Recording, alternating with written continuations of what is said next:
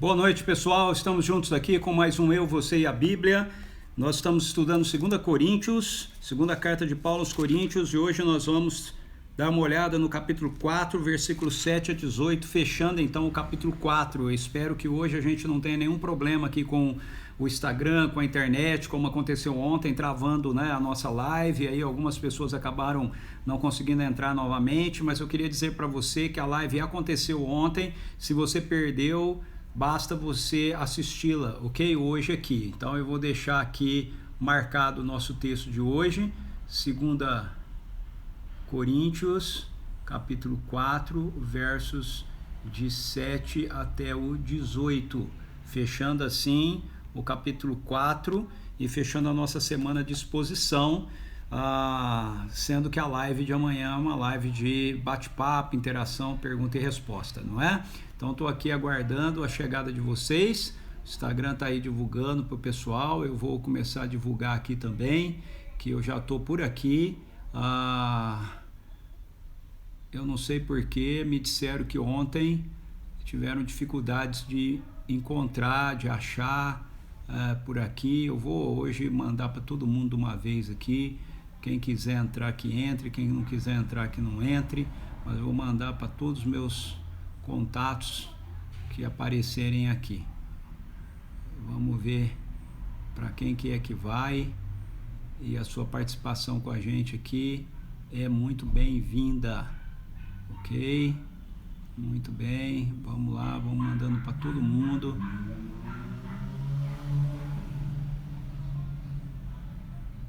Para todo mundo. Hoje vai geralzão. Ok, enviar separadamente, enviei para todo mundo que eu podia enviar. Estou aguardando a sua chegada por aqui para a gente começar a nossa live de hoje. Então vamos ver quem está entrando por aqui. O Arlindo chegou aqui. Fala, Arlindo, muito bom ter você aqui com a gente. Olá, Drica também é bom ter você aqui com a gente, muito legal. Deixa eu fixar o texto aqui, eu não fixei, mas vou fixar aqui, ó, 2 Coríntios capítulo 4, verso 7 a 18. Hoje a gente vai completar aí o capítulo 4 de 2 aos Coríntios, ok? Então, é muito bom ter vocês aqui com a gente. Boa noite, Drica. Quem mais chegou por aqui? Sidney Cole. Ô, Sidney, tudo bom, meu querido? Que bom que você tá aí com a gente. Legal ter a sua presença aqui na minha live.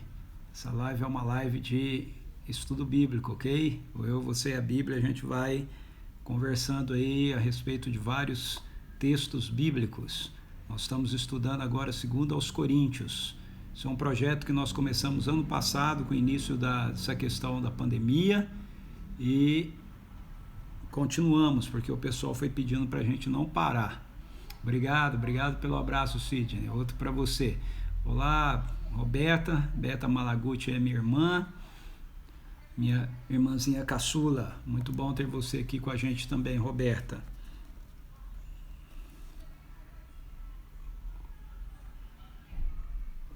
Vou dando umas bicadas aqui no meu café, enquanto o pessoal vai chegando por aqui. Alexander, é isso? O Alexandre, é isso, Alexander, ok. Bem-vindo, Alexander. Que legal que você está aqui com a gente também. Ontem nós tivemos um problema aqui na nossa live, né? Ela estava acontecendo, de repente travou e eu não conseguia entrar novamente com ela, mas acabamos conseguindo fazer isso depois. Mas algumas pessoas acabaram ficando de fora da live de ontem. Então, se você perdeu a de ontem, assiste aqui, tá aí no meu Instagram, ok? Quem mais chegou por aqui? Carmen Silvia, bem-vinda. Olá, Maria de Jesus, bem-vinda também. Emerson, seja bem-vindo. Gabriela, pessoalzinho chegando aqui com a gente. Janaíne também está por aqui. Olá, Janaíne, bem-vinda. Se o João estiver aí com você, um beijo para ele. Olá, Cristina. Paulo Bosch, fala aí, meu querido. Tem um pessoal aí que é cadeira cativa aqui na live, né? É muito legal ter vocês aqui com a gente, sempre. Quem mais entrou por aqui? A Yoko, Simone. Oi, bem-vindas. Espero que o dia de vocês tenha sido bom. Olá, Ona. Olha, valeu ter enviado o convite, tá vendo? Seja bem-vinda na nossa live aqui. Tô sem som, mas é você que tá sem som. Ah, voltou, ok. É alguma coisa que aconteceu aí, não é aqui não. Olá, Simone. Paz, Ona, que legal ter você aqui. E aí, você vai participar com a gente do novo curso da Escola de Jesus sobre batalha espiritual? Espero que dê certo de você participar. Aproveitando aqui, eu quero fazer um convite para vocês, uma propaganda, na verdade. A Escola de Jesus, agora em março, nós vamos estar iniciando 2 novos cursos, oferecendo 2 cursos. Não é novo, a gente já fez ele ano passado, já tivemos 2 turmas, essa é a 3ª turma, que é sobre a autoridade para curar. É uma abordagem que a gente faz do Evangelho do Reino, como Jesus nos mandou proclamar o Evangelho, como isso incluía os sinais e prodígios como parte da nossa proclamação do Evangelho.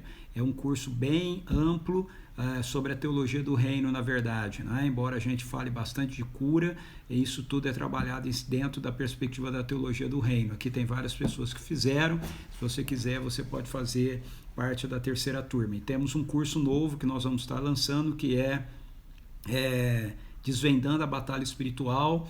Então, você pode participar aí do curso com a gente também, ok? Entra aí no Instagram da Escola de Jesus, @escola_de Jesus, e vai lá na bio e você vai ter o link que vai te encaminhar para você ter acesso a todas as informações e também fazer a inscrição se você puder e quiser. Que legal, Ona, que você vai poder participar. Muito bom. Olá, Márcia Amaral, bem-vinda aqui também com a gente. Que legal que você está por aqui. Quem mais está aqui com a gente? A Laís. Olá, Laís, Wellington, Angélica, Sônia Chiurco, Norma. Muito bem, muito bem-vindo vocês todos aí que já chegaram. Vamos orar? Nós vamos orar e vamos começar então. Pai, em nome de Jesus, eu quero te agradecer pela semana que estamos vivendo, Senhor, que o Senhor tem nos concedido. Obrigado pelo dia de hoje. Obrigado pela sua presença, Espírito Santo de Deus, em nós e conosco.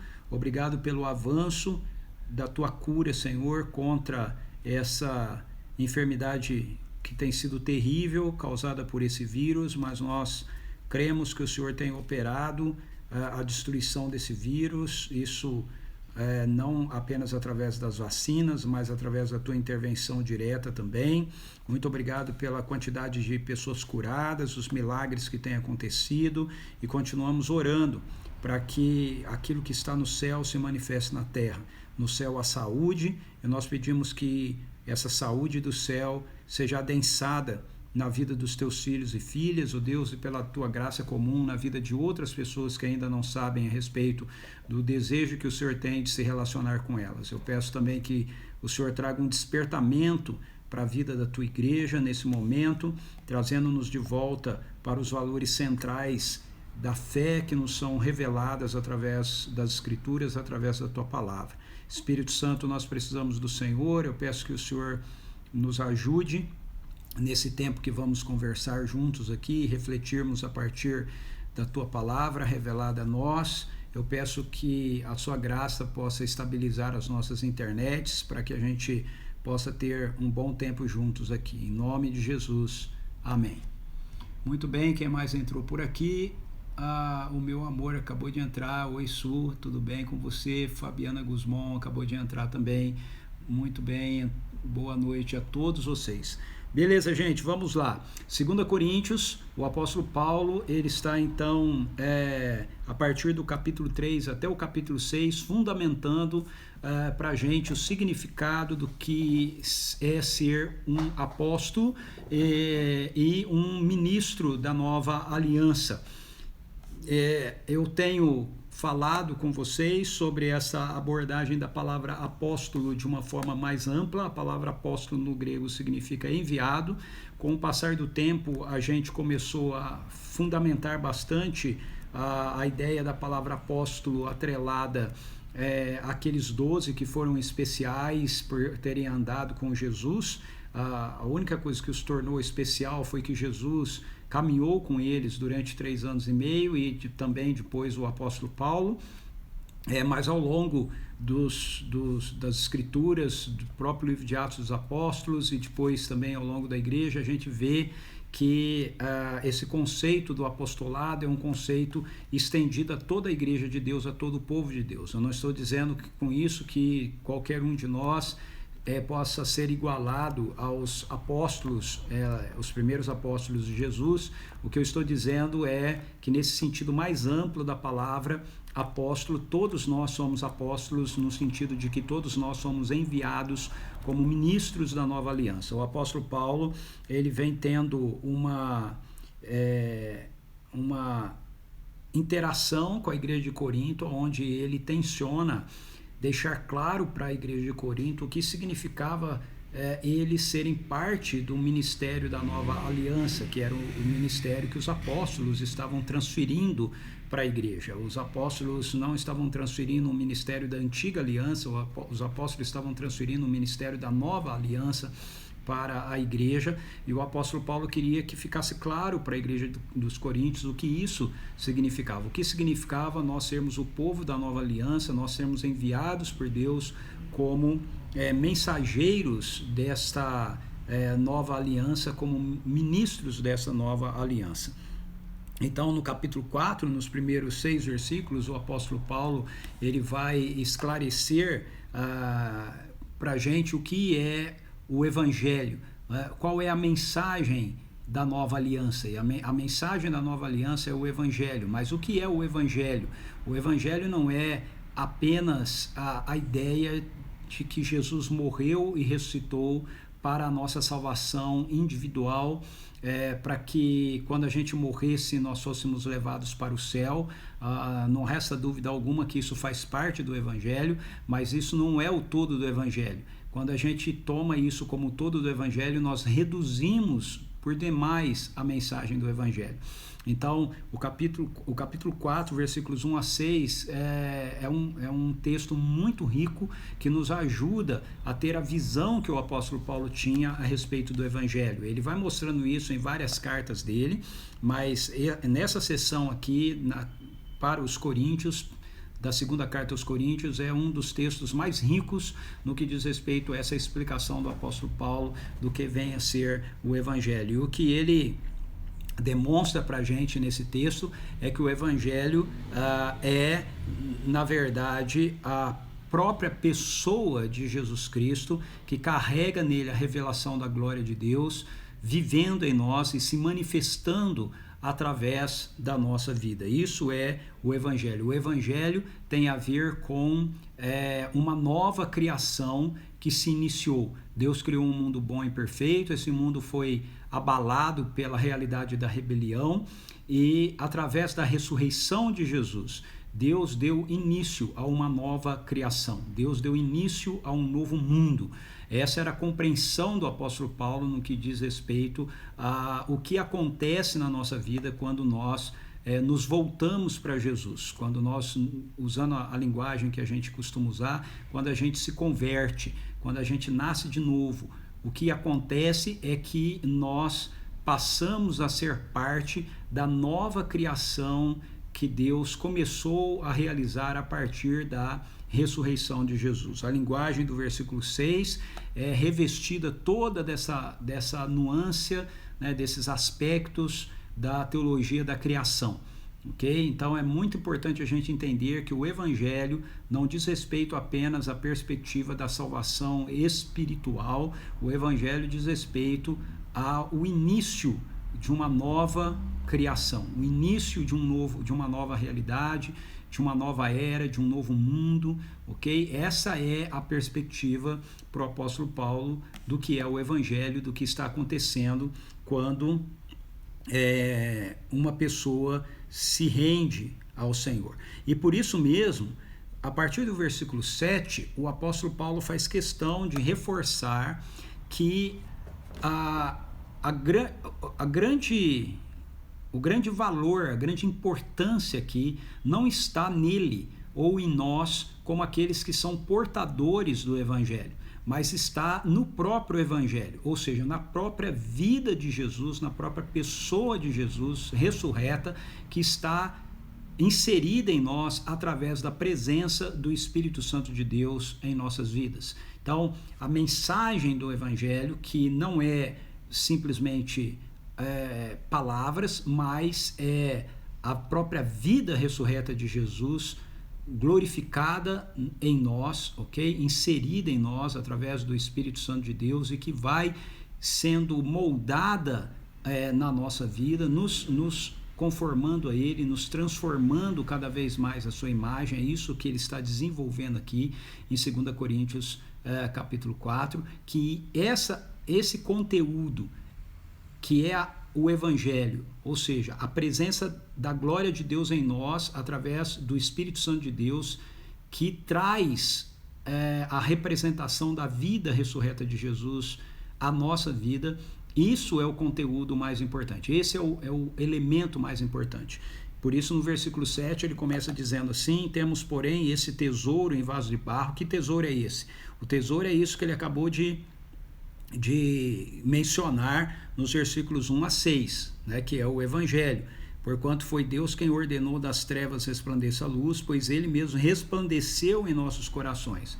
Veja, Deus resplandeceu em nossos corações. A glória dele, a luz de Jesus, a glória dele manifestada através da vida de Jesus, resplandeceu em nossos corações para a iluminação do conhecimento da glória de Deus na face de Cristo.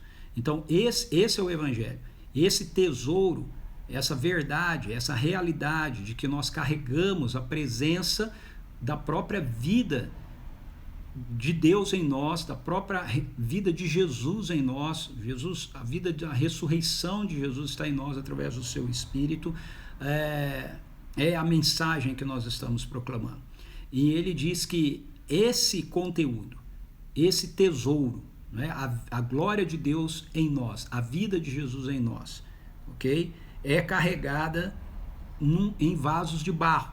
Quando Paulo diz isso, o que ele está querendo mostrar é que a importância daquilo que o Evangelho não está atrelado a nós como pessoas, a nossa personalidade, ok? A nossa humanidade terrena está atrelada na realidade dessa nova vida que foi inserida dentro de nós. Então, essa vida ressurreta de Jesus, que é o Evangelho, já está em nós, mas está sendo carregada por vasos de barro, por pessoas que ainda têm a sua vida inserida dentro desse contexto da presente era má e marcada, então, por uma série de infortúnios e de limitações, mas que não é a nossa personalidade, não são as nossas virtudes, não são as nossas capacidades, ok? Que dá valor ao Evangelho, e sim o próprio Evangelho. O Evangelho é o tesouro, então, que nós estamos carregando. Então ele diz que nós temos, porém, esse tesouro em vaso de barro para demonstrar que esse poder que tudo excede provém de Deus e não de nós mesmos. Então, o poder da ressurreição de Jesus que está operando na nossa vida e no nosso corpo não procede de nós mesmos, mas procede de Deus. Esse é um ponto muito importante, porque se nós não compreendermos bem, nós vamos cair em um dos dois extremos. Ou nós caímos no extremo de olhar sempre para a nossa vida de uma forma pejorativa, negativa, onde nós achamos que não existe absolutamente nada de diferente presente em nós ou na nossa vida quando não há nenhum valor na nossa vida quando há. Veja, você carrega um valor. Se você se rendeu a Jesus, se Ele é Senhor e Salvador da sua vida, você carrega um valor em você, que é o depósito da própria glória de Deus que está em você através da presença do Espírito Santo, refletindo então dentro de você e a partir de você a glória de Deus que é manifestado na vida de Jesus. Isso é muito, muito poderoso e para muitos de nós muito confuso, ok? Porque a gente está sempre acostumado a lidar com o Evangelho como se ele fosse um conceito, como se ele fosse um conjunto de explicações e de ensinamentos, mas a Bíblia apresenta para a gente o Evangelho como uma mensagem que tem a ver com a realidade de uma vida que está presente em nós. Então, se nós não compreendemos isso, nós corremos o risco de muitas vezes não valorizar aquilo que nós somos. Nós somos vasos de barro, mas nós estamos carregando o maior de todos os tesouros, que é a vida ou a glória do próprio Deus em nós. Por outro lado, se a gente não compreende isso corretamente, nós podemos sermos tomados de orgulho, porque a manifestação da glória de Deus através de nós, do poder da ressurreição através da nossa vida, é espetacular, é estrondosa, e a gente pode começar a achar que nós é que somos alguma coisa, e aí então é muito importante a gente se lembrar que na verdade nós não passamos de vaso de barro, ok? E aí o apóstolo Paulo, ele faz aqui uma explanação de como isso era real na vida dele, né? Ele se coloca como um exemplo disso, de como é que nós estamos carregando algo tão precioso dentro de nós e ao mesmo tempo nós somos tão frágeis, como nós estamos carregando a glória do próprio Deus em nós através da presença do Espírito, ok? Ele diz isso no capítulo 3, verso 18, tá certo? Para você que não tem acompanhado aqui as lives, talvez você fique meio confuso, dizendo, mas como assim? Mas veja, capítulo 3, verso 18, ele diz isso, ele diz que a glória de Deus está presente em nós através da vida do Espírito Santo de Deus que está vivendo em nós, e a vida dele em nós representa a vida da ressurreição de Jesus, e nós estamos sendo transformados de glória em glória. E apesar disso ser tão extraordinário, isso está acontecendo na vida de pessoas que estão, ao mesmo tempo, vivendo ainda dentro de uma realidade marcada por toda a fragilidade possível. Portanto, nós somos como vasos de barro, carregando esse tesouro maravilhoso. E aí Paulo se apresenta como exemplo disso. Ele diz assim, sofremos pressões, a partir do verso 8, sofremos pressões de todos os lados, contudo não estamos arrasados, ficamos perplexos com os acontecimentos, mas não perdemos a esperança, somos perseguidos, mas jamais desamparados, abatidos, mas não destruídos, trazendo sempre no corpo o morrer de Jesus, para que a vida de Jesus da mesma forma seja revelada em nosso corpo. Pois nós que estamos vivos somos cotidianamente entregues à morte por amor de Jesus, para que a sua vida também se manifeste em nosso corpo mortal, de maneira que em nós opera a morte, entretanto, em vós a vida. Muito bem, deixe-me comentar um pouco isso aqui. Às vezes nós lemos esse texto assim, como eu acabei de ler, e novamente, como eu tenho falado tantas e tantas vezes aqui, nós tomamos o texto como um fim em si mesmo, tirando completamente do seu contexto. Mas se você está estudando aqui, segundo aos Coríntios comigo, você deve se lembrar que essa colocação de Paulo aqui, sofremos pressões de todos os lados, não está acontecendo no vácuo, não é um exemplo que Paulo está dando, ok? É aleatório. Ele está usando um exemplo que é fruto da sua experiência, ok? É uma revelação que ele recebeu. Deixe-me explicar um pouco sobre essa questão de revelação. Essa é uma palavra que eu noto que muitos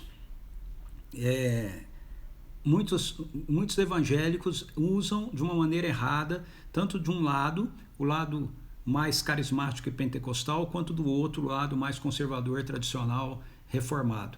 Do lado conservador, tradicional, reformado, a gente toma a palavra revelação como se ela estivesse atrelada apenas àquilo que está registrado na Bíblia, ou seja, o conteúdo escrito da Bíblia, e não existe mais nenhum tipo de revelação, exceto essa que está escrito na Bíblia. Ok, aquilo que está escrito na Bíblia é um tipo de revelação, ok?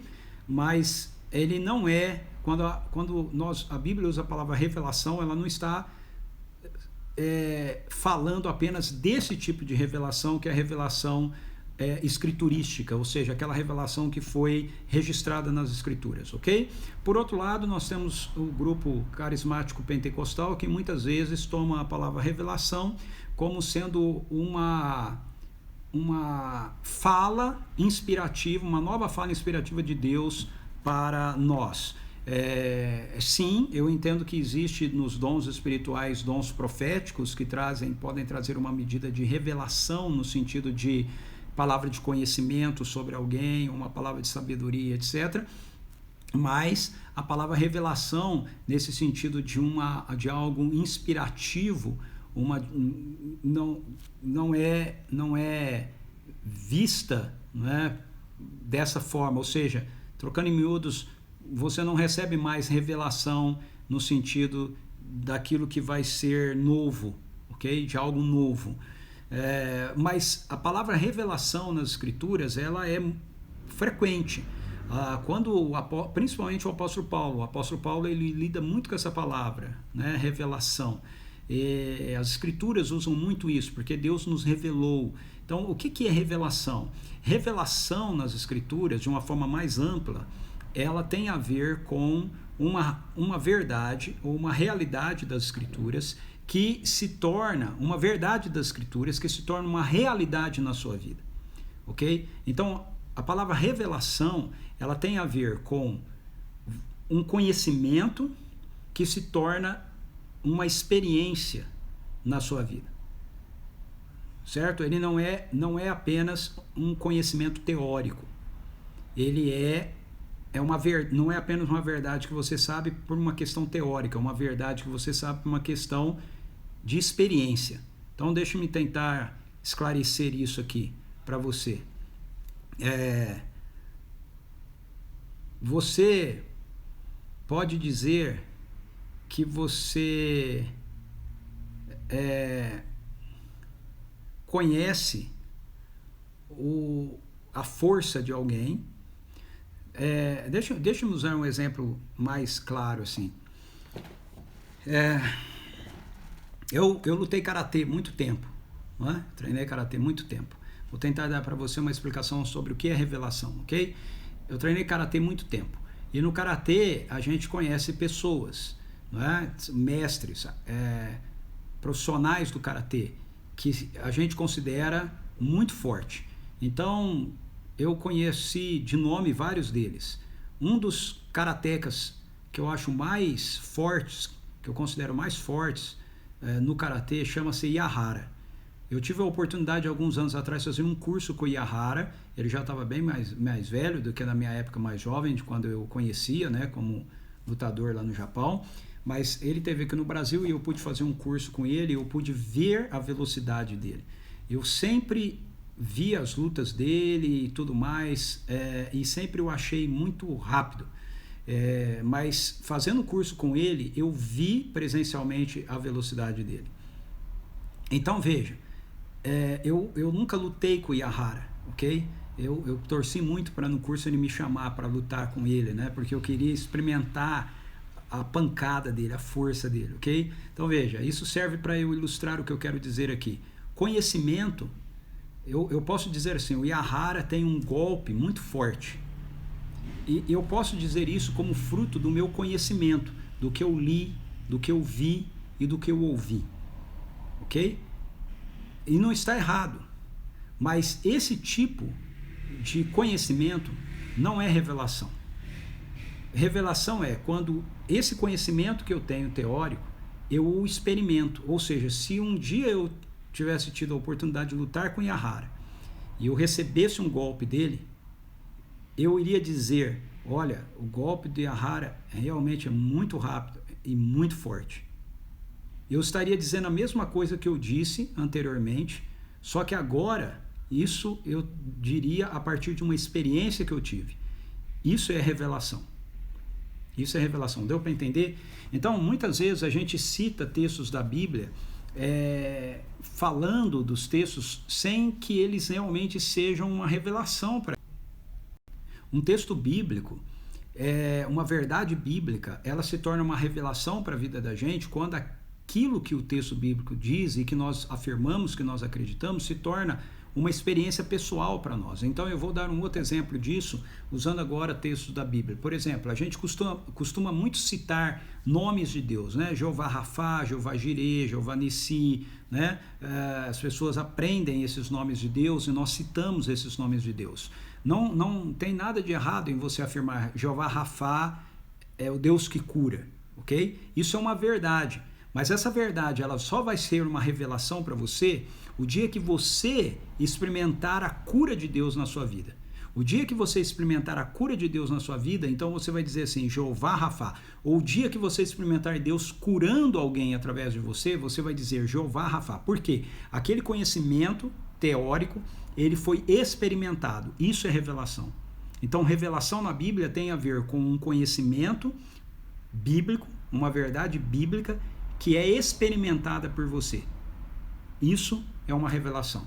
Então, o que Paulo está fazendo aqui é nos dando uma revelação. Ele não está simplesmente nos dando alguns princípios ou alguns conceitos aleatórios, dizendo assim, sofremos pressões de todos os lados, contudo não estamos arrasados, ficamos perplexos com os acontecimentos, mas não perdemos a esperança, somos perseguidos, mas jamais desamparados, abatidos, mas não destruídos, trazemos sempre no corpo o morrer de Jesus, para que a vida de Jesus, da mesma forma, seja revelada em nosso corpo. Isso aqui não é um conjunto de ideias que o apóstolo Paulo está colocando aleatoriamente. Essas afirmações do apóstolo Paulo, do capítulo 4, verso 8 e 9, elas são baseadas na experiência que ele descreveu para a gente no capítulo 1 de 2 Coríntios, versículos 8 e 9 também, que ele viveu lá em Éfeso. Então, se você voltar lá em 1 Coríntios 1, 8 e 9, você vai ver que isso que ele está descrevendo aqui é uma revelação, é uma experiência que ele vivenciou baseado naquilo que ele passou em Éfeso. Vamos voltar só um pouquinho lá, 2 Coríntios 1, 8 e 9. Olha só, irmãos, não desejamos que desconheçais as tribulações que atravessamos na província da Ásia. Tá vendo? Não desejamos que desconheçais as tribulações que passamos na província da Ásia, as quais foram muito acima da nossa capacidade de suportar, de tal maneira que chegamos a perder a esperança da própria vida. De fato, já tínhamos sobre nós a sentença de morte para que não confiássemos em nós mesmos, mas somente em Deus que ressuscita os mortos. Ou seja, no capítulo 1, verso 8 e 9, ele está dizendo assim, gente, eu passei por uma situação terrível. Eu tive uma experiência onde eu pude perceber a realidade e a presença da sentença de morte sobre a minha vida. A minha alma se abateu de tal maneira que eu achei que não havia mais esperança para que eu pudesse viver. E dentro desse cenário, dentro desse contexto, eu pude experimentar a revelação do que é ter uma vida que depende completamente do Deus que ressuscita os mortos. Isso é o que ele está dizendo lá. Agora aqui no capítulo 4, versículos 8 a 10, ele explica para a gente como foi essa experiência dele, como ele recebeu essa revelação de viver a vida na dependência exclusiva do Deus que ressuscita os mortos. Como é que é isso? Veja, lá ele está passando por uma situação, ele passou por uma situação onde a experiência que ele viveu levou a essas conclusões que ele coloca aqui no capítulo 4, verso 8 em diante. Sofremos pressões de todos os lados, contudo não estamos arrasados. Veja, ele sentiu pressão de todos os lados, mas qual foi a experiência dele? Ele percebeu que apesar da pressão, ele não foi arrasado. Ficamos perplexos com os acontecimentos, mas não perdemos a esperança. Ele ficou perplexo. Capítulo 1, verso 8 e 9, ele diz isso. Ficou perplexo, estamos para perder a vida e tal, mas a experiência dele mostrou para ele que ele não perdeu a esperança. Somos perseguidos, mas jamais desamparados, abatidos, mas não destruídos. Trazemos sempre no corpo o morrer de Jesus para que a vida de Jesus, da mesma forma, seja revelada no nosso corpo. Esse texto é maravilhoso, sabe por quê? Porque ele mostra para a gente que a experiência da nossa vida com Deus, quando nós estamos vivendo uma situação específica, muitas vezes nós podemos nos sentir desanimados, nós podemos nos sentir amedrontados, mas no meio disso nós experimentamos o poder de Deus, nós experimentamos a realidade da fé, nós experimentamos a realidade da sua fidelidade, do seu amor. Então, coisas que nós falamos e que na nossa cabeça são verdadeiras, ok? Elas se tornam uma revelação na vida da gente porque nós passamos a experimentar. Então veja, esse cenário que nós estamos vivendo hoje, muitas pessoas pela primeira vez muitos cristãos aqui no Ocidente, talvez você seja um deles, pela primeira vez está experimentando o que é realmente praticar a fé, exercer a fé. A gente costuma dizer, o justo vive pela fé, mas quantos de nós realmente estivemos inseridos numa situação onde nós precisamos exercitar a nossa fé? Entende? Então isso é revelação. Revelação é quando você pega um conceito que é verdade das Escrituras, e esse conceito que é verdade das Escrituras, ele passa a ser experimentado praticamente por você. E aí então você teve uma revelação de Deus.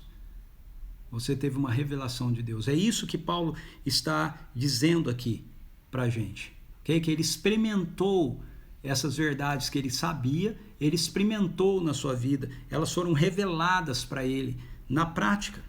E aí dentro desse contexto, ele nos lembra mais uma vez, né, que o centro de tudo aquilo que nós vivemos e realizamos é o Evangelho. Veja, versos 10 e versos 10 até o 12, trazendo sempre no corpo, ele diz, o morrer de Jesus, para que a vida de Jesus da mesma forma seja revelada em nosso corpo.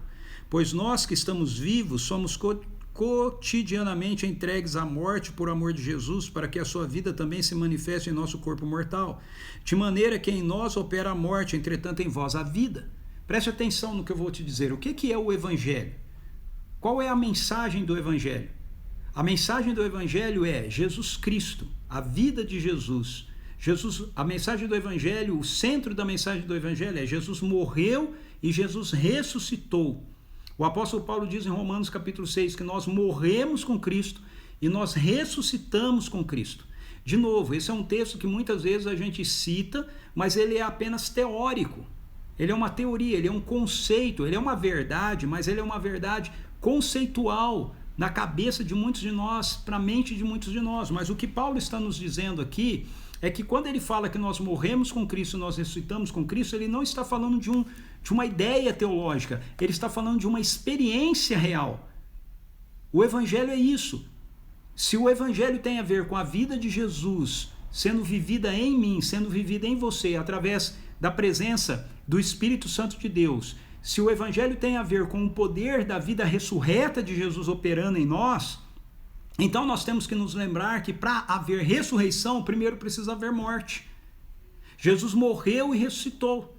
Então o apóstolo Paulo está dizendo, a vida de Jesus em nós faz com que todos os dias a gente tenha que morrer para que a gente possa experimentar o poder da sua ressurreição operando em nós.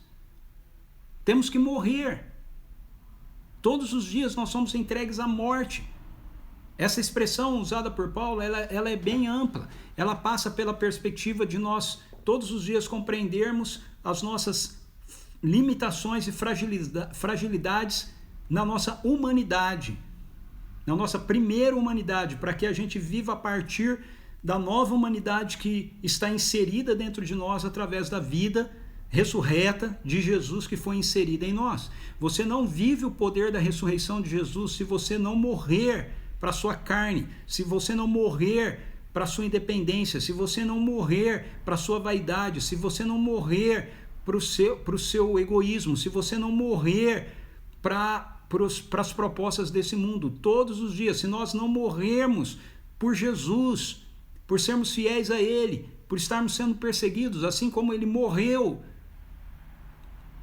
por causa do seu compromisso com a obra do Pai, para que então ele pudesse experimentar o poder da ressurreição dele. Paulo está dizendo para nós isso aqui. É isso que ele está falando. Ele está falando o Evangelho, o poder da ressurreição de Jesus operando na nossa vida, passa pela nossa morte, para que a gente possa experimentar a ressurreição dele. Você não pode experimentar o poder da ressurreição sem você morrer. Por isso que Jesus diz, negue-se a si, todo aquele que quiser ser meu discípulo, negue-se a si mesmo, tome a sua cruz e siga-me. E essa é uma parte da mensagem do Evangelho que nós temos omitido por medo ou talvez por falta de compreensão. Muitas vezes nós temos omitido. Nós temos falado para as pessoas, convidado as pessoas para serem seguidoras de Jesus, como se elas pudessem ser seguidoras de Jesus sem morrer para elas mesmas, sem morrer para os seus próprios projetos, para os seus próprios desejos, para as suas próprias ambições, para os seus próprios ideais, para as suas próprias realizações. Não pode. Nós somos vasos de barro.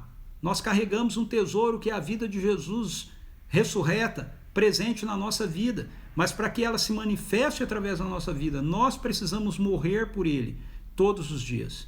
É isso que o apóstolo Paulo está dizendo, e isso é de suma importância aqui, porque os coríntios achavam que Paulo não enxergavam, não conseguiam entender isso em Paulo. Veja, se nós achamos difícil entender isso, eles também achavam difícil entender isso lá na época de Paulo. Eles queriam que Paulo se destacasse, eles queriam que Paulo fosse alguém que buscasse ser reconhecido, que buscasse ser contemplado como um grande orador, que tivesse metas e alvos na sua existência. E Paulo está dizendo, eu morro por Jesus todos os dias, para que a vida dele se manifeste através da minha vida. Eu não estou atrás dos meus projetos, eu sou um vaso de barro. Um ministro de uma nova aliança é um vaso de barro, carregando a vida da ressurreição de Jesus nele. E para que a vida da ressurreição se manifeste através de nós, nós precisamos morrer todos os dias por Jesus. Lucas 14, todo aquele que quiser ser meu discípulo, negue-se a si mesmo, dia a dia tome a sua cruz, assuma a sua morte, a morte da sua rebelião, e siga-me.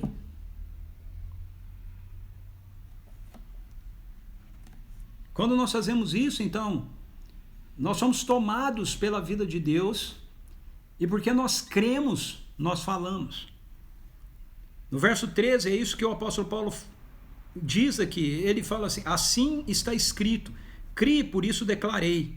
Com esse mesmo espírito de fé, nós igualmente cremos e por esse motivo falamos.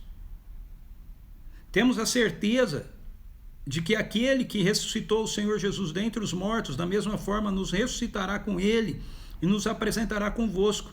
Tudo isso é para o vosso benefício, para que a graça que está alcançando mais e mais pessoas faça transbordar as muitas ações de graças para a glória de Deus.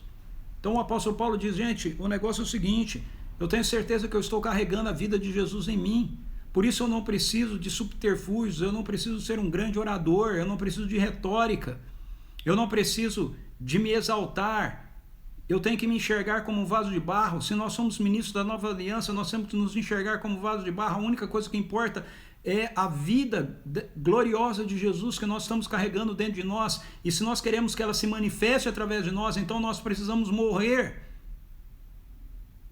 Quando nós temos consciência da nossa limitação, consciência da nossa fragilidade, então nós cremos no Deus que ressuscita os mortos. Veja, Paulo fala a respeito da experiência da ressurreição diária dele, mas ele deposita também a confiança de que o próprio corpo físico dele um dia será ressuscitado.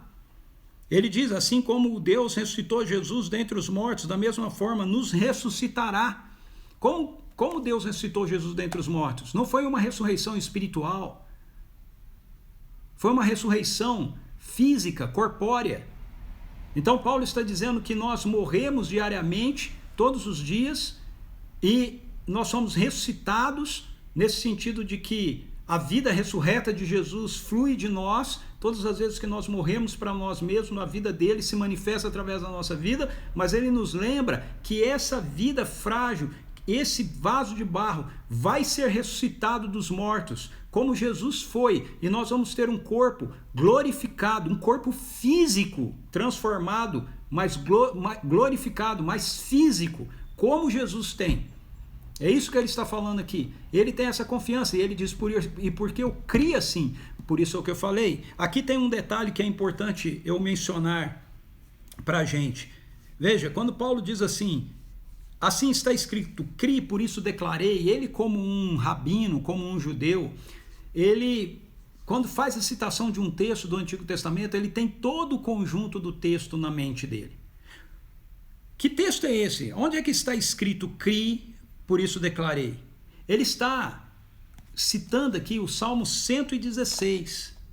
Então, na cabeça de Paulo, talvez na cabeça dos coríntios, ouvindo Paulo, eles não tivessem isso claro, porque eles eram gregos, mas na cabeça de Paulo, citar um versículo do Salmo 116, ou citar um versículo, né, do Antigo Testamento, seja ele qual fosse, é citar todo o texto. Qualquer judeu, quando ouvia a recitação ou a citação de um único versículo, imediatamente toda a memorização da Torá ou do texto bíblico vinha na mente dele. É o que acontece, por exemplo, com Jesus na cruz, e a gente muitas vezes não entende. E eu já vi tantas pessoas explicando, Jesus dizendo, Deus meu, por que me desamparaste? Dizendo assim, aquele foi o único momento que o pai ficou distante do filho e etc. Mas não, Jesus está citando um salmo. Jesus está citando um salmo. E para Jesus, todo salmo, embora ele cite um versículo apenas, todo salmo é uma realidade na mente dele ali. E se você ler o salmo que ele está citando, se não me falha a memória, é o Salmo 102, você vai ver que ele está falando a respeito de tudo que está no salmo, e a narrativa do salmo não é que Deus o desamparou, é que o sentimento é de desamparo, mas o salmo diz que Deus está presente. Então, Jesus nunca foi desamparado pelo Pai. O seu sentimento foi de desamparo, mas o Pai não o desamparou. O Pai estava com ele ali o tempo todo. É o que o Salmo diz. E a mesma coisa aqui, quando Paulo cita, crie, por isso declarei. Ele está citando um texto do Salmo 116. Então vamos ver o que o Salmo 116 diz. Olha só, eu amo o Senhor porque Ele ouve a minha voz e as minhas orações. Porque inclinou para mim seu ouvido, e portanto, enquanto eu viver, o invocarei. Os laços da morte me envolveram, e surpreendido pelas tribulações do inferno, encontrava-me em profunda angústia e tristeza. Veja, o Salmo 116 descreve a experiência que Paulo vivenciou que ele diz lá na Ásia, mencionado por ele em 2 Coríntios capítulo 1, versículo 8, versículo 9. O Salmo 116 descreve isso que ele fala aqui no capítulo 4, verso 8 a 9. Sofremos pressões de todos os lados, contudo não estamos arrasados, ficamos perplexos com os acontecimentos, mas não perdemos a esperança, somos perseguidos, mas jamais desamparados, abatidos e não destruídos. E esse Salmo 116 é um salmo messiânico, é um salmo onde o próprio Jesus experimentou essa realidade. E agora Paulo, que está dizendo que ele participa da morte e da ressurreição de Jesus, ele usa o Salmo 116 para expressar na vida dele a mesma experiência que Jesus vivenciou, ou seja, a mesma revelação. A Bíblia nos diz em Apocalipse capítulo 19, versículo 10, que o testemunho de Jesus é o espírito de profecia. Ou seja, quando nós recebemos um testemunho, que é uma outra maneira da gente falar de revelação, testemunho é a experiência, a verdade somada a uma experiência, que torna aquela verdade uma realidade na nossa vida. Nós temos nisso um testemunho, e quando nós temos um testemunho, nós temos o espírito da presença do próprio Jesus inserido naquilo. E Paulo está descrevendo isso aqui para a gente. Invoquei o nome do Senhor, ó Senhor, livra-me. Verso 4. O Senhor é benevolente e justo, nosso Deus é misericordioso. O Senhor cuida das pessoas simples. Quando já não tinha mais forças, Ele me salvou. Volta minha alma ao teu repouso, porquanto o Senhor tem sido generoso para contigo, visto que me livraste da morte. Veja, ele fala isso lá no capítulo 1, verso 8 e 9. De 2 Coríntios, mas meus olhos meus pés da queda, andarei na presença do Senhor na terra dos vivos. Conservei a confiança mesmo quando dizia, estou sobremodo aflito. Conservei a confiança mesmo quando dizia, estou sobremodo aflito. Esse é verso 10 que ele está citando. Eu dizia em minha consternação, ninguém é digno de confiança. Como poderei retribuir ao Senhor todos os seus benefícios para comigo? Elevarei o cálice da salvação e invocarei o nome do Senhor. Cumprirei meus votos para com o Senhor na presença de todo o seu povo. Custa muito ao Senhor ver morrer seus fiéis. Ah, Senhor, bem que sou teu servo. Sim, sou teu servo, filho da tua serva. Livraste-me dos meus grilhões. Eu te oferecerei um sacrifício de ação de graça, invocando o nome do Senhor. Cumprirei meus votos para com o Senhor na presença de todo o povo, nos átrios da casa do Senhor, no seu interior, ó Jerusalém, aleluia. Então Davi escreve uma experiência dele para com o Senhor. Experiência essa que é uma expressão daquilo que Jesus toma sobre si na sua própria vida, e Paulo partilha disso agora aqui, porque ele entende que ele está participando da vida de Jesus, da obra de Jesus, da sua morte e da sua ressurreição. Sua esperança está baseada então nisso. Salmo 116, o Senhor me livrou da morte, o Senhor me guarda, o Senhor me socorre. E ele está dizendo, esse eu criei, por isso é que eu falei, eu creio no que? Nisso, que o Senhor me livra da morte. Essa é a minha esperança. Assim como Jesus foi ressuscitado por Deus dos mortos, ele também nos ressuscitará. E aí, diante disso, ele fecha o texto dizendo, portanto, não desanimemos, ainda que o nosso exterior esteja se desgastando, ou seja, ainda que nossa carne, o nosso corpo físico esteja se desgastando, o nosso interior, nosso homem interior, aonde a vida de Jesus já está presente, onde a ressurreição de Jesus já está habitando em nós através da presença do seu Espírito, está em plena renovação dia após dia. Pois as nossas, aí isso aqui é tremendo, veja que ele diz, pois as nossas aflições leves e passageiras, só que se lembre que as aflições leves e passageiras que ele está dizendo aqui, é o que ele viveu na Ásia, que ele está descrevendo no capítulo 1, versículo 8, versículo 9, que ele diz que recebeu uma sentença de morte, que o levou à beira do desespero, por saber que ele estava prestes realmente a morrer, a ponto na sua alma ele se desesperançar da vida. Agora, depois da experiência que ele teve do Senhor intervindo, do Deus que ressuscita os mortos, se manifestando para ele, ele olha para aquela experiência que no momento era tão pesada para ele, e agora ele diz, pois as nossas aflições leves e passageiras estão produzindo para nós uma glória incomparável, de valor eterno. Essa tradução da King James aqui, ela, na minha opinião, não é boa. Eu não me lembro como está na atualizada, mas no grego isso aqui fala sobre o peso de glória. Essa glória incomparável tem o sentido, o que está sendo dito é isso mesmo, a glória é incomparável, ok? A glória que nós vamos receber é incomparável, de valor eterno, é muito superior, é muito maior. Mas a expressão no grego é o peso de glória. O peso da glória que nós vamos receber é infinitamente maior do que todo o peso de oposição, perseguição, sofrimento que nós possamos ter nessa vida. E aí ele diz, sendo assim, fixamos nossos olhos não naquilo que se pode enxergar, mas nos elementos que não são vistos, pois os visíveis são temporais, ao passo que os que não se veem são eternos.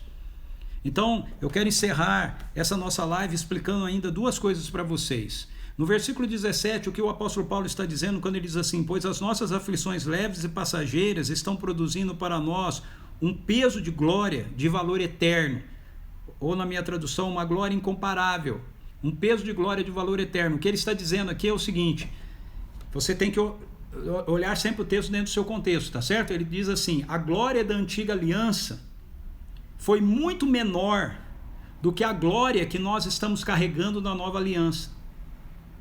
Mas agora o que ele está dizendo aqui para a gente é o seguinte, a glória que nós estamos carregando da nova aliança agora, ela é infinitamente menor do que a glória que nós vamos experimentar quando a manifestação do reino de Deus se der na sua plenitude.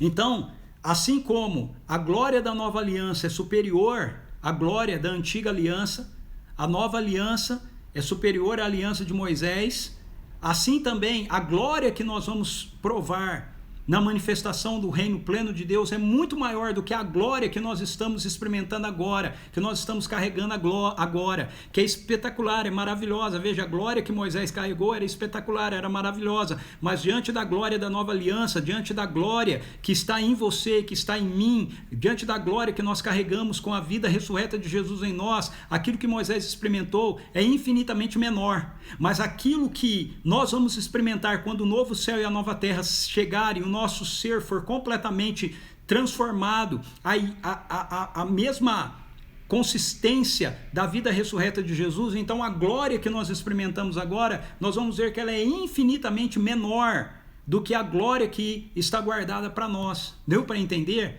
Por isso que em 3,18 ele diz que nós vamos sendo transformados em glória, de glória em glória, numa glória cada vez maior. Porque a medida maior dessa glória é aquilo que ele diz que vai acontecer conosco no versículo 18, quando ele diz assim: sendo assim, fixamos nossos olhos não naquilo que se pode enxergar, mas nos elementos que não são vistos, pois os visíveis são temporais, ao passo que os que não se veem são eternos. Então deixe-me falar para você o que o apóstolo Paulo não está dizendo aqui. O que ele não está dizendo aqui? O que ele não está dizendo é que as coisas espirituais são mais valiosas do que as coisas materiais. Eu sei que muitas pessoas explicam esse versículo assim, mas ele não está falando disso. Por quê? Porque as coisas invisíveis, elas também são materiais, elas também são concretas. Quando o reino de Deus chegar na sua plenitude, nós vamos ter um corpo glorificado, mas vai ser um corpo. Vai ser uma matéria glorificada, um corpo diferente dessa consistência da queda, mas vai ser um corpo, ok? Ele não está fazendo um contraste entre aquilo que é físico e aquilo que é espiritual. Ele está falando que a realidade espiritual é tão concreta quanto a realidade física que nós temos, mas é superior, porque a realidade física que nós enxergamos, essa realidade física que nós enxergamos, ela vai se desfazendo, mas a realidade, eu vou usar esse termo apenas para você entender, mas a realidade física que nós não enxergamos, essa vai durar para todo sempre. Então, Hebreus capítulo 11, versículo 1, a fé é a certeza de coisas que se esperam, a convicção de fatos que não se veem. O que o apóstolo Paulo quer que a gente entenda aqui é que a vida que nós vamos receber no novo céu e na nova terra, ela é melhor, ela é maior, ela é mais especial, ela é infinitamente, incomparavelmente melhor do que a vida que nós estamos vivendo agora. Tem muitas pessoas que acham que essa vida que nós estamos, que quando nós vamos para o céu, qualquer coisa assim, nós vamos ser uma espécie de Gasparzinho. Nós vamos ser seres desencarnados. Não vamos. Nós vamos ter um corpo glorificado, mas um corpo. Haverá um novo céu e uma nova terra. O mundo, o universo não será destruído, ele será renovado. Ok? E nós estamos carregando dentro de nós um pouco dessa glória, um pouco dessa realidade. Mas que quando se manifestar na sua totalidade, nós vamos ver que aqui o pouco que nós carregamos é infinitamente menor do que tudo aquilo que nós ainda vamos receber. Mas isso que nós já carregamos é suficientemente melhor e maior do que toda e qualquer tipo de oposição, perseguição, dificuldade, lutas que a gente possa ter aqui e agora. Ok? Beleza, Deus abençoe sua vida. Terminamos a nossa live aqui. Aleluia, deixa eu ver aqui, dar uma passadinha bem rapidinho, não sei se vai dar tempo de eu falar oi para todo mundo que está por aqui. A última pessoa que eu falei que entrou aqui foi o meu amor, a Suzy, né? E depois disso temos aí a Fabiana Guzmão, bem-vindo, Arnaldo Jordão, bem-vindo, Osvaldo, o Lipe também aí com a gente, bem-vindo, o Guedes aí, bem-vindo, Flavinha, minha mãe entrou, bem-vinda mãe, Camille, olá Camille, Ana Júlia, Giovana, bem-vinda, oi Andréia, que legal que você está aqui, fala Gustavo, que bom que você conseguiu entrar, Giovanni, bem-vinda, Sônia Casais, bem-vinda, Fábio entrou por aqui também, que bom. Fala Nelly, Joyce,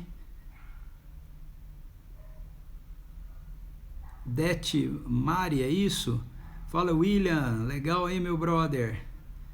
Deus abençoe você. Mendes também. Bia, bem-vinda. Amanda. Quanta gratidão ao nosso Deus, todas essas revelações. Amém, Sônia. Fala Mosca, que legal que você está aqui, cara. Um grande abraço para você. Rafael. Ana Flávia, olá.